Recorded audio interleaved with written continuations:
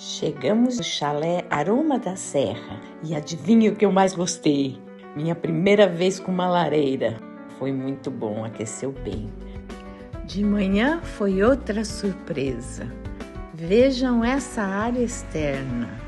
Muito verde, muitos detalhes, vasinhos, casinhas de passarinhos. Uma delícia caminhar por aqui. Fui apreciando a natureza, os detalhes e seguindo o som de água que vinha lá do fundo. Vejam isso.